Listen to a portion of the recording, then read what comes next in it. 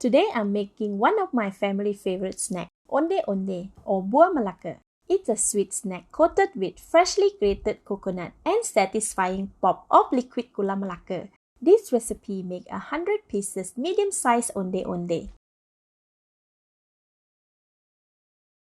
The ingredients needed are 400 grams of glutinous rice flour, 100 grams of wheat flour, 40 grams or around 11 pieces of fresh pandan leaf, washed and pat dry, 80 grams of filtered Gula Melaka, half teaspoon of salt, 330 grams of freshly grated coconut, 450 ml of water. This will be slightly wet. The water can be reduced to 400 ml if preferred. The full list of ingredients is in the See More link. First, cut all the pandan leaves into smaller pieces. Place them all in the blender. Add all the water into the blender as well. And blend for 20 seconds or until well combined.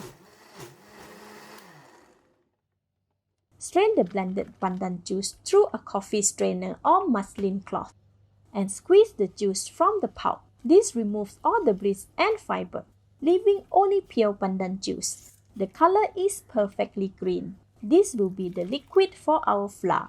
This will result in beautiful bright green balls. We have about 450 ml here. Set it aside. Next, cut all the Gula Melaka into smaller pieces. This makes it easier to melt later. A quick tip for storing Gula Melaka. I usually find them with a hose and containing white powder after a few months. To keep them fresh, I store them in the freezer in a Ziploc bag. This batch lasted for 2 years already. How do you store your Gula Melaka? Let me know in the comment. All done? Set it aside. Sprinkle half of the salt over the grated coconut and mix. Repeat with the other half. Remove any coconut shell and fibers that you find. Now we can cook it. Prepare a pot of hot boiling water over medium heat. Place the grated coconut on a steamer and cover the pot. Let it steam for 8 minutes. Then, over a large mixing bowl, sieve the wheat flour and glutinous rice flour. Mix the flour until well combined. Can you use pure wheat flour or pure glutinous rice flour? Yes, you can. However, I recommend mixing them for a really soft, chewy Onde Onde. Pure wheat flour makes them quite firm, while pure glutinous rice flour make it too soft. All done? Pour about 200 ml of pandan juice extract and mix until well combined.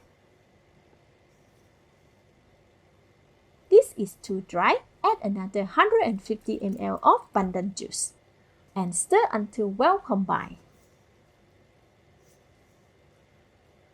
It is still dry and getting more difficult to mix with the spatula as it is very sticky.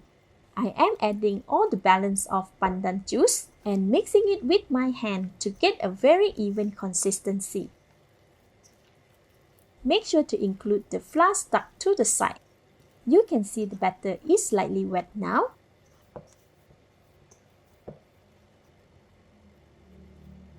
It is not possible to make it into a ball, so I am adding another 2 tablespoons of glutinous rice flour. This will make the batter slightly dry, but still a little too soft. The Onde Onde made from this batter will eventually get stuck at the bottom of the pot.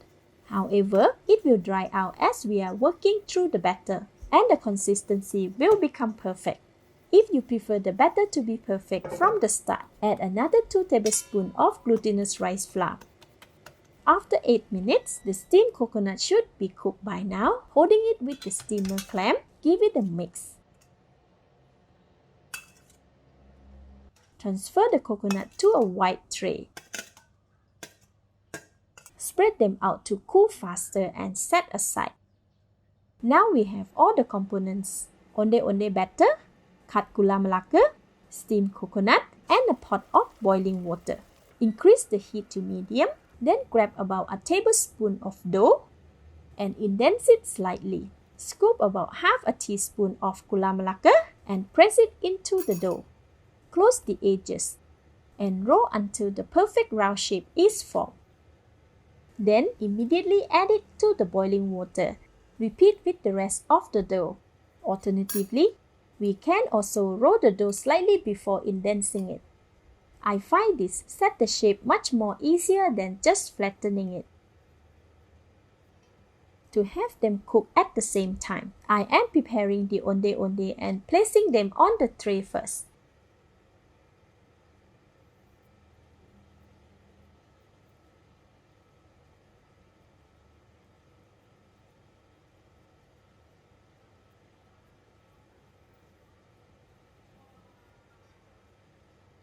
Alright, this is what I have now. Add them to the pot. Once dropped in the hot water, they will sink down to the bottom.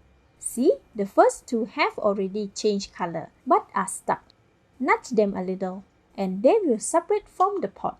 When the Onde Onde is cooked, they will float to the top. I like to leave them there to continue cooking for another 2 to 3 minutes to let the Gula Melaka melt further. Continue making more Onde Onde. It is also okay to make it and directly drop it in the pot as well. I am teasing them again to make sure they are not stuck at the bottom of the pan. Alright, I am about 1/8 through the Onde Onde dough. The cooked Onde Onde has been floating for about 3 minutes now. Remove them with a strainer.